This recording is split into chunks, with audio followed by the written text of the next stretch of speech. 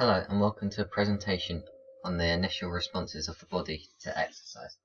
In this presentation we will be talking about four separate systems: the respiratory system, the cardiovascular system, the neuromuscular system, and also the energy systems that are used during these.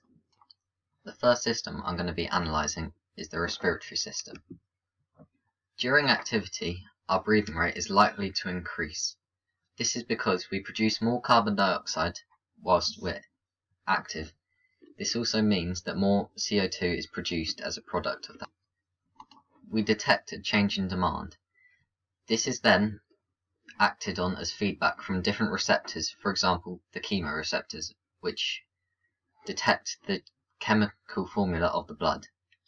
The RCC, Respiratory Control Center, will then cause a change in either breathing rate or tidal volume. This will increase. We can also trigger forced inspiration and expiration to increase the amount and the depth of our breaths. We also have different maneuvers that help our body during activity. There is a formula to measure the amount of pulmonary ventilation in our body. This is breathing rate plus times by tidal volume, and this will be your pulmonary ventilation. At rest, the average ventilation is around 6 litres per minute. This is because the breathing rate is 12 per minute, and each breath we intake 500 millilitres of oxygen, and if you work that out it will equal 6 litres. However, this is different during exercise, so our breathing rate can increase between 40 and 50 depending on the intensity.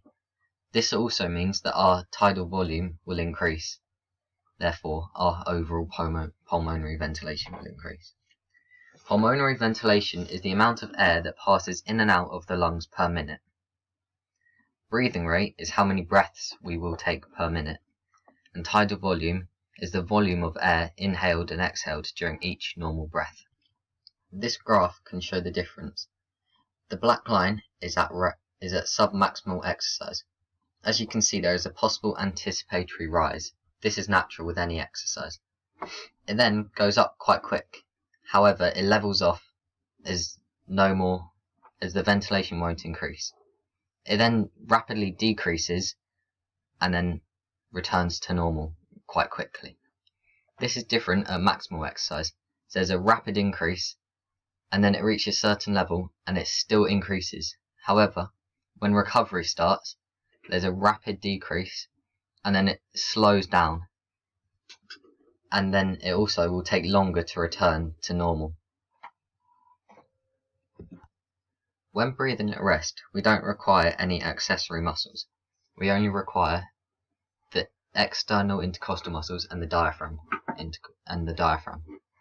During inspiration at rest, the external intercostals and muscles and the diaphragm contract. This forces the rib cage up and outwards. The diaphragm also flattens. This will decrease the pressure but increase the volume available. Because of this pressure difference, the air will flow from the external environment into the lungs. However, during expiration, the external intercostal muscles and the diaphragm will then relax. This is due to a break in the impulse, so they relax. This means the rib cage will move in and downwards, and the diaphragm will become domed. This will increase the pressure and also decrease the volume, so there's less space for the air.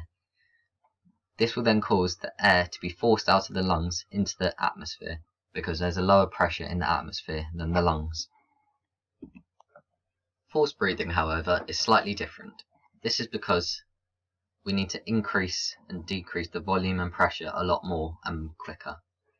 It starts off similar as the external intercostal muscles and the diaphragm contract. Again, this moves the rib cage up and outwards and the diaphragm will flatten. However, this time there is the accessory muscles, scalene, pectoralis minor and the SCM. This will increase the volume by a lot more than at rest, and also cause the pressure to decrease a lot more than rest. This means that more air will move into the lungs because there's a much lower pressure in the lungs than the atmosphere. This process is active as muscles are contracting. Expiration starts off also similar. The external intercostal muscles and the diaphragm will relax. This also moves the ribs in and down, and the diaphragm will also return to dome shape. However, there are also accessory muscles in this, the latissimus dorsi and the abdominal muscles. These will decrease the pressure, decrease the volume by a lot. This will increase the pressure much more than at rest. This will force air out of the lungs and into the atmosphere, as there's a steep pressure gradient, and this is all controlled by the Respiratory Control Center, also known as the VRG. Chemoreceptors can detect a change in the chemical formula of the blood, for example, too much carbon dioxide or not enough oxygen. This will then cause this process to occur, as we aim to increase the amount of oxygen we take and decrease the amount of carbon dioxide in our body. Another type of receptor used is proprioceptors. We also have two controls of breathing, the Valsalva maneuver and the Herring-Brewer's reflex. The Valsalva maneuver is a forced exhalation. However, all of our airways is closed, so none of the air leaves our body. This can be used in diving, as it balances out the air pressure between our body and the external environment. It causes a rapid increase of blood pressure and heart rate.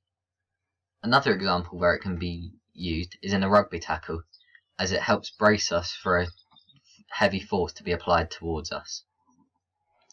The Herring-Brewer reflex is a protective reflex that prevents overinflation of the lungs. The pulmonary stretch receptors on the bronchi and bronchioles walls will respond to excessive stretching during large inspiration. This will protect the lungs from damage and mean that they can't be ripped. We investigated this by doing a multi-stage fitness test. During this, we showed that the breathing rate does increase as the intensity of exercise does get harder. This could be, at the start, there's a possible rise. This could be the anticipatory rise.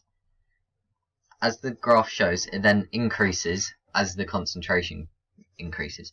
This is because the muscles are in a greater demand for oxygen. At the same time, they also need more CO2 removed. This will increase the amount of breaths we take and therefore the total pulmonary ventilation. As we can see, we can estimate our value at rest. This is because we know that average tidal volume is around 500 milliliters per breath. We can also measure our breathing rate by counting the amount of breaths we took every minute. If you then times this together, which in our case it was 500 milliliters times by 16, you'll get the total pulmonary ventilation, which is around 8,000 milliliters per minute. This can be also applied to a sport match, for example a football match. During different phases of the match, the demands will change for our respiratory system. At the start of the match, there could be a possible anticipatory rise before the match starts. Then during the match, breathing rate is likely to rise as more muscles will start working for longer. They will need more oxygen, and they will also produce more carbon dioxide that needs to be removed from our body.